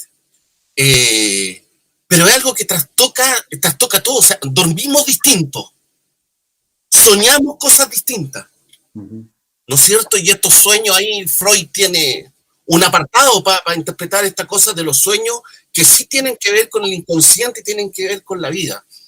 Pero sin embargo, Juan, y lamentablemente estaba Carola Naranjo recién, con quien estuve hablando en la tarde, que ella es de Etnográfica, es una ONG como Criteria, que están haciendo encuestas, y fíjate que hay un concepto que te quiero preguntar, que sin embargo, a pesar de todo, del encierro, a pesar de esta casi cultura de muerte que nos trajo la pandemia, fíjate que la palabra más nombrada en encuestas masivas es la esperanza. Aparece la palabra esperanza como la palabra más nombrada y que la gente quisiera enarbolar. Y parece, por lo que tú decías, Juan, que tiene que ver con esta cosa del volver a creer. Y el volver a creer parece que está ligado con esta posibilidad histórica que tenemos de cambiar el país. O sea, todos son supuestos. Yo digo, creo que es así porque parece que es el hilo conductor más lógico. Te pregunto, ¿es posible como psicoanalista, primero que nada, es posible que esta palabra esperanza logre resarcir toda esta cultura de muerte, todo este bajón que nos tocó vivir, este cambio en nuestras vidas, en nuestros sueños, en nuestra forma de trabajar? ¿Es posible que esta palabra esperanza, con un hecho político delante, como son estas elecciones, logren revertir esta situación de afectación, y disculpa que haya cambiado el nombre a la charla, pero de afectación de la salud mental? ¿Es posible salir de esto rápido y victorioso? Rápido no sé, victorioso espero. ¿Por qué? Porque primero quiero situar en la palabra que tú mencionas, esperanza. A ver, ¿por dónde parto? Voy a usar un ejemplo del lenguaje común. Ustedes deben haber escuchado alguna vez esta siguiente frase. Voy a ponerla en relación a un hombre para no hacer ahí con ninguna crítica machista. Pero supongamos que ven caminando un hombre y una persona lo ven y dicen, este tipo se dejó estar. ¿Han escuchado esa frase, no? ¿Qué significa que alguien se dejó estar? Bueno, así en lo concreto, en el lenguaje común significa que ya se abandonó, ya. Pero ¿qué podríamos hacer más profundamente? Dejó de luchar. O sea, ya esperando la carroza, digamos, o sea, tiró la toalla. Y eso se expresa en el cuerpo, ¿no es cierto? Se dejó estar corporalmente, se dejó estar intelectualmente, es decir, se acabó el futuro, se acabó el porvenir. Lo que resta ahora es cómo administrar mejor, de la mejor manera posible, en el mejor de los casos, la vida que resta, pero se acabó. Bueno, ese sujeto, simbólicamente, murió. No hay esperanza. Ya. ¿Por qué digo esto? Porque una de las características de lo depresivo es justamente la irrupción del, como decía anteriormente, del puro presente. Lo que hace que el sujeto se levante cada mañana, digamos, más allá de la urgencia vital, es que haya un sentido, que haya un para qué, que haya un porvenir, ¿no? Que haya una esperanza. Es decir, y que estará graficada en la urgencia vital, pero también estará graficada en lo que yo tengo como sueño privado para mis hijos, para mis niños, en fin, para mi pareja o lo que fuera. Un proyecto. No es casual que las parejas, no sé si todavía, pero en mis tiempos anteriormente, cuando estaban iniciando su relación, se regalaban ilusiones, ¿no? Es decir, la idea de algo de futuro que inscribe las situaciones del presente, digamos, en una dimensión de futuro. Si no hay esperanza, si no hay sentido, por lo tanto, de las cosas, lo que viene, como dije anteriormente, es la irrupción del puro presente, ¿no? Y por lo tanto, eso es tremendamente destructivo. Los sujetos necesitamos tener esperanza y construir esperanza. ¿Cuál es el único riesgo de eso? Que sean esperanzas ilusas, ¿no? Es decir, que se enfrenten nuevamente en su dimensión de esperanza a la condición de puro deseo. Y ahí hay un punto que no podemos legislar, y no pretendo hacerlo yo, porque hay una dimensión conflictiva y los límites no son claros. Por una parte, que algo sea puro deseo, pero por otra parte que sea pura realidad. Y esa es la disputa, porque el punto es cómo conjugar un deseo que al mismo tiempo sea posible construir como realidad. Y ahí estamos siempre en esa lucha, porque alguien podría decir, bueno, pero que si no empujamos el deseo más allá de lo real, nada cambia. Pero el peligro es que si la empujamos mucho, mucho más allá, y va a seguir todo igual, digamos, porque ese deseo fue un deseo iluso, y nos estrellamos contra una muralla. Y ahí, bueno, nadie tiene esa varita mágica para decir dónde está el punto exacto, pero esa conjunción es fundamental, digamos, ¿no? Voy a poner un ejemplo. Hace varios años atrás nosotros conocimos una serie de circunstancias que ameritaban la posibilidad de un cambio real en Europa. Esto se dio en los países europeos y en los países de ingresos altos, que fue la rebelión de los indignados, ¿no? Se conocieron marchas en Wall Street, en Madrid, en fin, en todos los lugares. ¿Qué pasó finalmente? Nada estructural, me refiero, ¿no? Y fueron marchas que en un momento dieron la sensación de que algo iba a cambiar, digamos, fundamental. Probablemente porque no hubo posibilidad de poder articular ese ánimo, para usar la palabra de Roberto, en una dimensión orgánica que efectivamente permitiera inscribir esa dimensión de fuerza y de sentido en un aparataje real de cambio. Bueno, acá no tenemos hoy día la gran posibilidad, digamos, ¿no? Y ese es un desafío. ¿Cómo instaurar, cómo configurar esta dimensión anímica de esperanza, que es la que nos hace vivir, como dice Roberto, que está graficado en el estallido social, en las marchas, en fin, en algo que no sea puramente un estado de ánimo de jolgorio, en una perspectiva orgánica que pretenda efectivamente amarrar y traducir las acciones concretas en una dimensión de cambio y sentido. Si no, va a ocurrir que el golpe puede ser tremendamente peor, digamos, ¿no? Porque no hicimos los arreglos necesarios para convertir esa dimensión de sentido y de esperanza en algo efectivamente real y posible de articular. Y eso, bueno, nadie sabe cuál es el lugar, digamos, cuál es el espacio, hasta dónde correr la cerca o hasta dónde no lo sabemos. Pero lo que sí tenemos que tener claro es que tiene que ser y tiene que tener una dimensión que efectivamente se expresa orgánicamente, porque si no va a quedar en el campo del deseo, simplemente, ¿no? Y en el campo del deseo nos vamos a estrellar. Gracias, Juan. Pregunta José Vega. Hola, buenas noches. Hola, buenas noches. Bueno, con la última reflexión como que se me acabó la gana de preguntar, porque fue una pregunta, un comentario, un análisis muy amplio, porque este tema de la esperanza obviamente que es lo que nos hace, como tú decías, levantarnos cada día, digamos. Y claro, y ver esta dispersión, ¿cierto?, de orgánica frente a este plebiscito que se nos viene, ¿cierto?, donde hay 4 comandos que están por el apruebo, donde tienen como un lenguaje similar, pero no son capaces de unirse, digamos. ¿Cómo se ve ese peligro, digamos, al final ya cuando haya que elegir a los constituyentes, digo, por convención, digamos? Entonces, pero es un comentario, digamos, por eso me quedé más pegado con ese comentario que con lo otro. ¿Ya?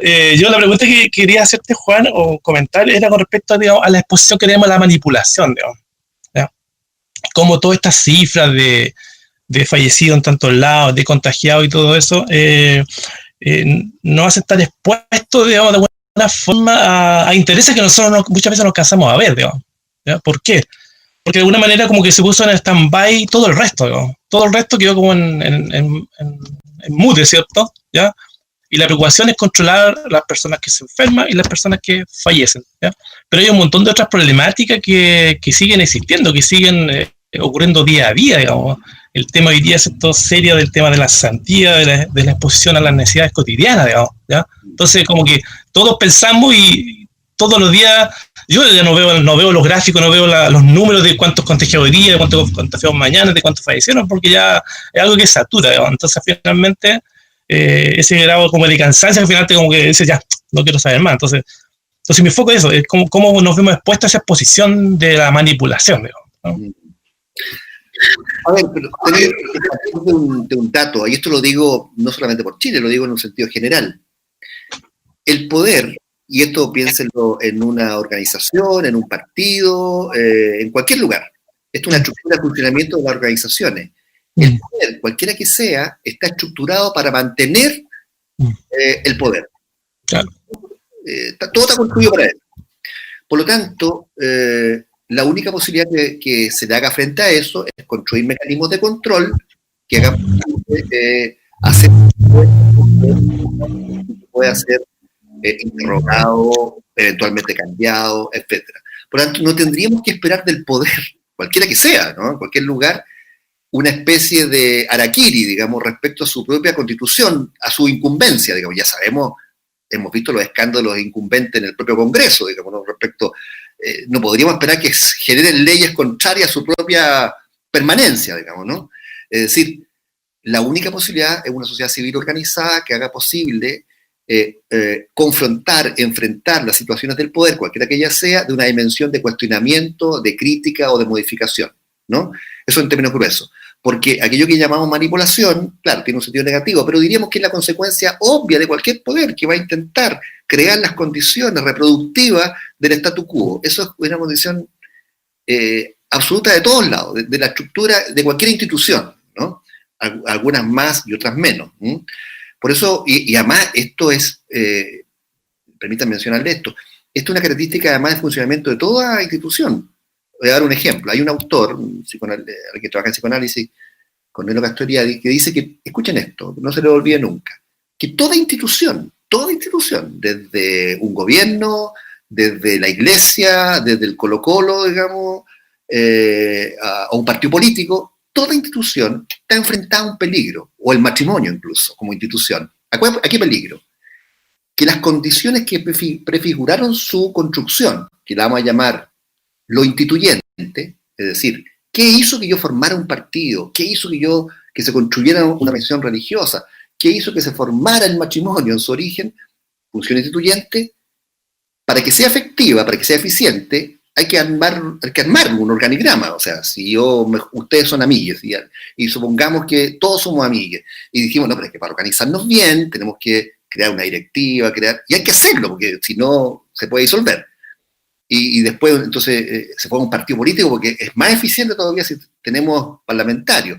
Y construimos después, no sé, el comité de disciplina, después el control de cuadros, digamos, no sé. Y vamos armando una estructura para que sea más eficiente. ¿Cuál es el problema? Que toda institución se va a enfrentar. Que la función instituida, es decir, aquello que se organizó, termine haciendo olvidar la función instituyente, borrándola. Y termine defendiendo la función instituida. Y se le olvidó la función instituyente. Es decir, ¿para qué se formaron? ¿No? Termina defendiendo el poder y la estructura. Es como un matrimonio que se olvidó porque se casaron, sino que están defendiendo el andamiaje que formaron, digamos, ¿no? Como sociedad. Y se le olvidó cuál es el origen de todo eso, digamos. Bueno, toda institución está sujeta a eso, a ese peligro eventual. Y la única alternativa es crear mecanismos de digamos, disolución permanente, digamos, entre comillas, de ese poder instituido y volviendo a cada momento a recordar la función instituyente, para no alejarse de aquello que lo originó. Porque finalmente alguien termina defendiendo la organización, o el partido, o lo que fuera, y olvidándose, digamos, ¿no?, de la función original que lo cimentó. Y eso creo que me parece que es un aspecto muy relevante en alusión a tu pregunta, ¿no? Porque es una estructura de funcionamiento de todos nosotros. Quería referir, termino con esto, una cosa que es muy importante, no quiero que se me olvide, respecto al impacto de lo que está pasando. Yo traía algunas cifras acá, pero que las quiero decir para que ustedes vean. Fíjense ustedes que según datos, y esto lo saqué de la ONG Mente Sana, que según datos prepandemia de la propia OMS, 1 millón de chilenos padecía de síntomas de ansiedad y 800.000 de síntomas depresivos, ¿no? Y es evidente que con la pandemia había un aumento considerable de esta situación, ¿no?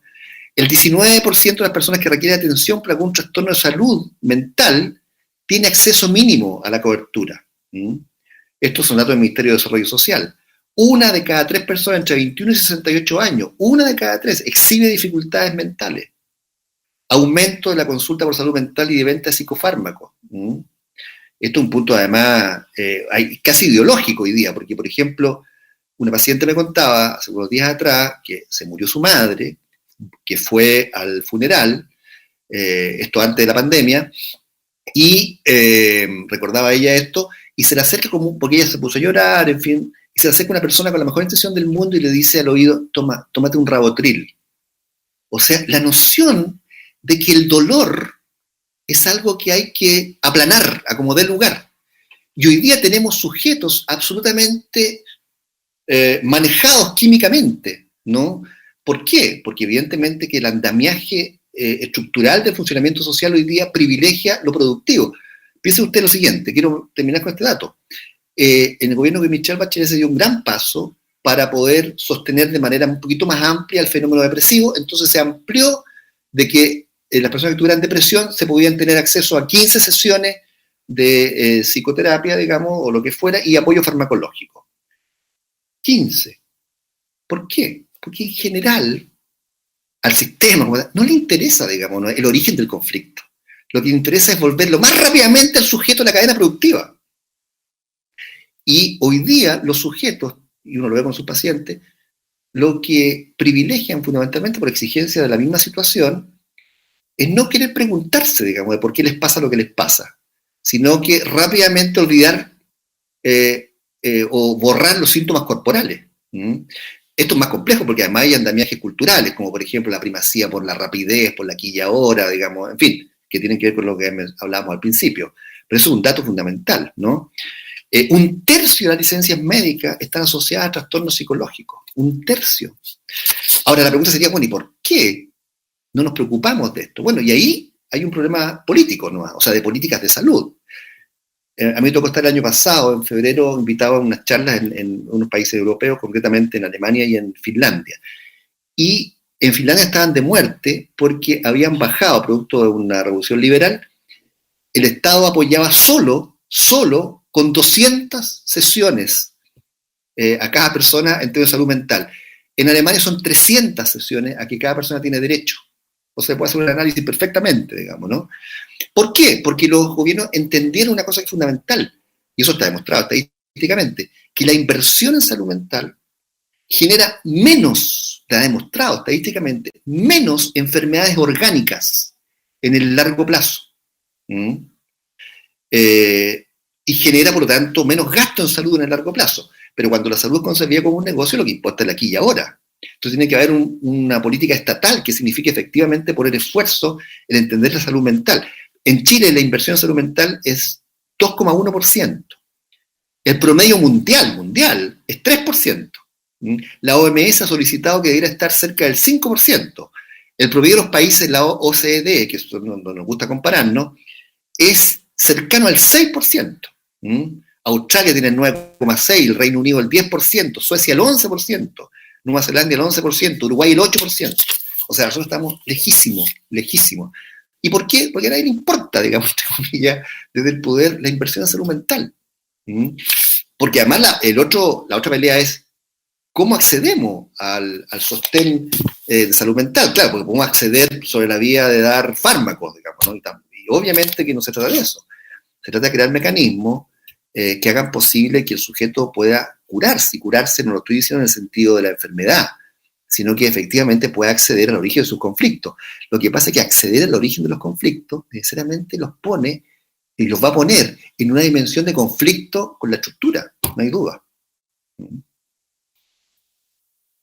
Y a nadie le conviene. Perdón. Juan, una consulta. Son las 21:58 y tenemos 3 preguntas pendientes. ¿Alcanzamos o lo dejamos hasta acá? Quizás lo que puedes hacer es hacer las 3 preguntas y a ver si la podemos responder genéricamente. Perfecto. Jimena Uribe, mientras, lo más cortito posible. Hola Juan, buenas noches. Hola. Muchísimas gracias por haber iluminado, digamos, este conversatorio. Muy interesante, y voy a hacer la pregunta lo más corta que pueda, pero tiene que ver con la reconstrucción del tejido social ante el escenario que estamos viviendo hoy día, y cómo esta oportunidad se enfrenta a amenazas tales como mencionábamos el contexto, que son las redes sociales, y hoy día cómo esto se constituye en un panóptico, digamos, desde el punto de vista de Foucault, y digamos, es un gran hermano, también haciendo un guiño a Orwell, donde todos estamos identificados y somos parte de una unidad de análisis, digamos, de esta Big Data. Es un contexto muy distinto al de décadas pasadas, donde ha existido este despertar Es un poco si pudiésemos hacer algún repaso, algún esbozo de esta situación que hoy día estamos inmersos. Ya. Veamos las otras preguntas, a ver si lo podemos. Gracias. Gracias, Jimena. ¿Había otras dos preguntas, parece? Mauricio parece que no va a preguntar, y la otra es Cristian Díaz. ¿Cuál era? O sea, sí, lo que pasa es que perdón, acá está. No, pero bueno, Juan, muchas gracias por tu tiempo. Es una cosa muy cortita, pero va un poco con lo que decía Jimena. Jimena lo veía desde el punto de vista grande, que es la sociedad que tiene que reconstruirse y la cosa. Para mí es mucho más pedestre, como decías tú, es ¿cómo lo hacemos? Si llevamos toda una vida pensando en el sálvese solo. O sea, yo desde que nací vivo en el esquema neoliberal, ¿no? Y yo tengo más de 50 años. Mis hijos toda su vida han vivido, bueno, tienen la suerte que tienen una familia que siempre se ha preocupado de la cosa familiar más grande, del poder ser parte de una sociedad. Pero en general, si tú miras a cualquier parte, te vas a dar cuenta lo mismo que veo yo, que la gente trata de salvarse solo. ¿Cómo podríamos pensar que en el corto plazo, o ni siquiera en el corto plazo, de aquí a 10 años, vamos a cambiar esa forma de ver las cosas?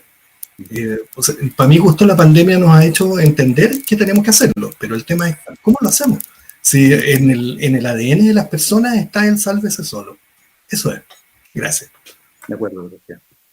Y había alguien más, parece, ¿no? Sí. Hola, Juan. Cristian Díaz por acá. ¿Cómo estás? Muchas gracias, primero que nada, por habernos acompañado y enriquecernos con tu exposición.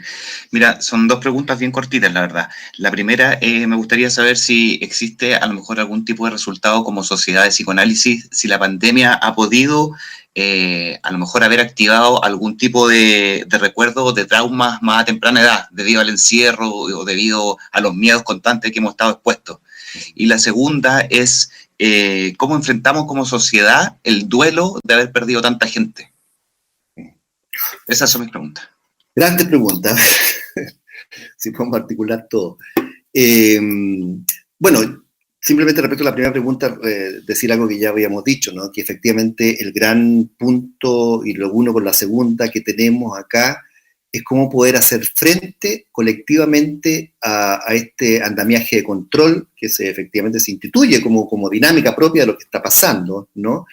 Y cómo podemos hacerle frente, por lo tanto, también como resultado de eso, ese mecanismo de control que es individual, digamos, pero que sin embargo sumatoriamente controla colectivamente, a esto que decía el compañero, digamos, en términos de una especie de ADN, supongo que lo usa simbólicamente, porque espero que no estén los genes, respecto a la idea de esta primacía de lo individual y lo privado. Respecto a esa primera pregunta, porque es un poquito distinta de la tercera, de esas dos preguntas, perdón, yo creo que la única alternativa es que la resistencia tiene que estar dada fundamentalmente en construir colectivos. Este es un ejemplo, digamos, personas que se intentan vincular en virtud de sus resortes particulares para poder generar espacios de diálogo y conversación. Y diálogo y conversación que haga posible articular, concordar visiones distintas y también tolerar la diferencia, porque le tenemos mucho miedo a entender que podemos tener diferencias. Y que hay aspectos que podemos no concordar. Es como que uno, y esto está en el carácter nacional, esto de que, yo lo veo por los foros de psicoanálisis, la gente tiende a decir muy bien tú, pero, y uno podría perfectamente tener diferencias radicales con el del lado, y no por eso sentir que lo va a atacar personalmente, ¿no? Aquí hay una especie de cosa que se une, que discrepar radicalmente con el otro significa atacarlo. Entonces, la posibilidad de crear espacios colectivos de discusión y de habla es ya una resistencia cultural. El punto es cómo articular esto, esa es la gran pregunta, de tal modo que adquiera una dimensión de impacto colectivo y no quede resignado a esos ámbitos a una especie, diríamos, voy a hacer una analogía, como alguien que quiere alejarse de la sociedad y se va a Chiloé a cultivar papas, digamos, pero finalmente cultiva sus papas, pero no tiene ningún impacto colectivo. Y ahí yo creo que es muy esencial, ¿no? Porque eso sigue siendo un recurso privado, digamos, vamos y fundemos, no sé, una granja en el Valle del Elqui, pero también es legítimo, pero tiene un impacto simplemente individual, privado. Y ahí el tema es esencial. Y yo creo que ahí pasa por efectivamente poder entender, y esto aquí me arriesgo, yo sé que va a una discusión, por entender que finalmente, para que las cosas puedan tener efecto, tienen que impactar en el ámbito de lo político. No hay otra forma. y el ámbito de lo político pasa por esas tediosas, contradictorias, negativas y decepcionantes a veces elementos que tienen que ver con dialogar, concordar, pactar, en fin, lo que fuera, digamos, ¿no? Y eso es tedioso. La única forma en que eso se ejerza de modo activo es que haya un control de fuerza, como pasó y que llevó a la idea de plebiscito. Piensen ustedes que la idea del plebiscito del 25 de octubre, hace 3 años atrás no hubiéramos imaginado eso como posible, ¿no? Eso surge como resultado de una presión determinada que finalmente lleva a que al lugar donde operan las situaciones concretas y reales se manifiesten. Si no hubiera quedado como un rezongo permanente en ciertos sectores, digamos, ¿no? Para que finalmente se opere en ese marco. Y eso yo creo que es un tema conflictivo, porque probablemente cierta condición deseante, digamos, y por tanto de apuro, lleva a que muchas veces podamos tener una actitud de cierto desprecio a la necesaria construcción política en un sentido amplio, digamos, ¿no? Y eso pasa justamente por poder entonces entender cómo combinar los elementos de fuerza necesarios, de acumulación de fuerza, pero que al mismo tiempo tengan una expresión orgánica. Si no, van a quedar en un ámbito, por decirlo así, de cierto romanticismo autorreferente, pero que no tiene una eficacia al nivel del contexto social, ¿no? Ahora, respecto a la pregunta que hacía Cristian, es una pregunta también muy compleja, porque trauma así definido estrictamente, es muy poca gente la que la tiene, digamos, ¿no? El trauma se caracteriza esencialmente porque el aparato mental no logra contener, digamos, no logra procesar los impactos que lo han remecido y que lo han atacado, ¿no? Fundamentalmente por un ejercicio de violencia que el aparato no logra dializar, por decirlo así, ¿no? Y eso muchas veces adquiere dos dimensiones, o se repite permanentemente y no se logra salir de ahí, la neurosis de guerra, por ejemplo, donde la persona sueña, está todo el día recordando, en fin, etcétera. Hubo situaciones traumáticas de otro orden, donde había mucha violencia, o bien el olvido. La persona sufrió un ataque, una violencia, ¡pum!, y la inconsciente lo llevó a olvidarlo aparentemente, pero sin embargo eso sigue actuando en el presente. Pero fuera de esos elementos traumáticos que son más escasos, lo que sí es evidente es que la situación actual remueve ansiedades muy primitivas. El temor al desamparo, el miedo a la soledad, la sensación de que el otro puede ser eventualmente alguien que abandone. Todos son elementos tremendamente primitivos en todos nosotros. Podríamos hablar muy largamente sobre esto, digamos, ¿no? Porque como sujetos desde muy pequeños estamos expuestos a la necesidad de un otro, digamos, ¿no? Y eso trabaja sobre la idea de la estabilidad. Por eso que hoy día, esta situación que estamos viviendo la van a resistir mejor, y eso está claramente presente, aquellas personas que por su historia particular, digamos, el ambiente, y el ambiente me refiero al ambiente afectivo, amoroso, por ejemplo, de los padres, de la familia, logró construir un sujeto de valor. Aquí me refiero a un sujeto de valor, alguien que se pueda haber sentido muy querido, muy contenido, muy acogido. Esa persona va a estar mejor preparada para enfrentar, porque va a haber mayor confianza interna en su propio sostenimiento, las circunstancias restrictivas de afuera. Pero si eso no ha sido así, evidentemente que lo de afuera puede provocar tremenda fragilidad, digamos, ¿no? Y por tanto ahí tenemos un punto muy relevante, ver cómo apoyamos esos aspectos. Por otra parte, el duelo que tú mencionas, efectivamente, el duelo es de las cosas que nos recuerdan justamente, por eso es tan doloroso, la condición desamparada, porque el otro, en el cual yo había puesto mi sostén, mi afecto, mi inversión, ya no está. Uno en rigor no llora por el muerto, porque si uno es creyente, a pensar que está gozando mejor. Y si no es creyente, bueno, no está, murió nomás. Uno llora por uno que se queda sin aquello que me hacía sentir el muerto. Por lo tanto, es un dolor propio en última instancia, ¿no? Uno no llora por el otro, llora por uno, se conduele por uno, digamos, ¿no? Y más aún en nuestra sociedad. Yo me recuerdo cuando era chico, hace muchos años atrás, uno veía pasar a la gente en la calle y tenían una especie de crespón negro, o algo que se ponían aquí, digamos, ¿no? Que le indicaba a todo el conjunto social de que esa persona estaba en un estatus distinto porque estaba en duelo. Hoy día nuestra cultura ha destruido todos esos elementos, salvo en algunas perspectivas religiosas muy específicas, ha destruido los rituales. Hoy día una persona se muere, hará un velorio un día, digamos, ¿no es cierto? Después irá al entierro otro día, se juntarán los amigos a lo mejor un día, y después arrojado a la vida normal. No hay espacio ni tiempo para el procesamiento del duelo. No hay. Es una vida, más allá que sea mayoritariamente religiosa en términos de estadísticos, es una vida absolutamente laica. No hay ninguna condición ritual de contención y acogida de los procesos de duelo. Más aún ahora, donde los sucesos de duelo están siendo ejercidos de una forma que no considera todos estos aspectos. Yo sé, no lo tengo aquí el detalle, de un grupo de psiquiatras y psicólogos y colegas que se han preocupado de poder propiciar y mandar una carta, no sé qué pasó con eso, digamos, con una serie de estudios respecto a cómo desde el Ministerio de Salud se podrían crear condiciones específicas y concretas para acompañar estos procesos, porque la gente que despide a sus muertos no los puede despedir o lo hace en condiciones de mucha soledad y efectivamente hay daños muy importantes para el futuro, porque todo muerto, ustedes han escuchado esta frase, que en los funerales no hay muerto malo, todos los muertos son buenos, porque hay una cosa muy atávica en relación con el muerto, que sería, insisto, largo nuevamente de explicar, pero lo que quiero decir con esto básicamente es que para que haya un buen proceso de duelo, uno tiene que tramitar sus cosas pendientes con el muerto.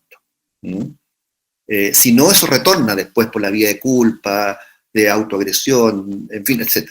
Por eso que cuando en el lenguaje popular se dice que los muertos penan, en rigor no es que los muertos penen. No es que el muerto, como dice el lenguaje popular, venga a buscar algo que se le quedó pendiente. Es al penado, inconscientemente, el que tiene algo pendiente con el muerto y el muerto le retorna, digamos, ¿no? Y que muchas veces la persona no sabe qué es, y que está detrás de los procesos muchas veces depresivos. Bueno, le agradezco el espacio, digamos, ¿no? Y... Muchas gracias, Juan. Sin duda, creo que no seremos la misma sociedad que éramos antes de la pandemia, sobre todo por el tema de los duelos y por todo el cambio social como efecto secundario pandemia.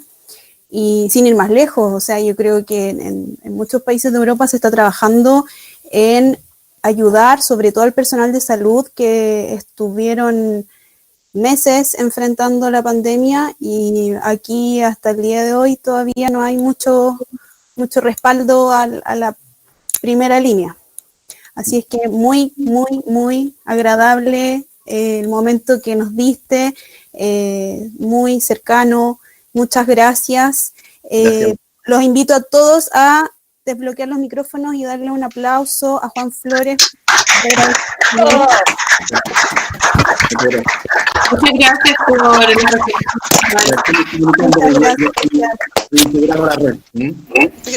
Muchas gracias. Gracias por todo. Muchas gracias. Muchas gracias. Recuerden, mañana 21:30 mañana. Mañana 21. Bien. Sí. Con copita de vino se acepta. Sí. Acá está. Con Happy Hour. Dame 20.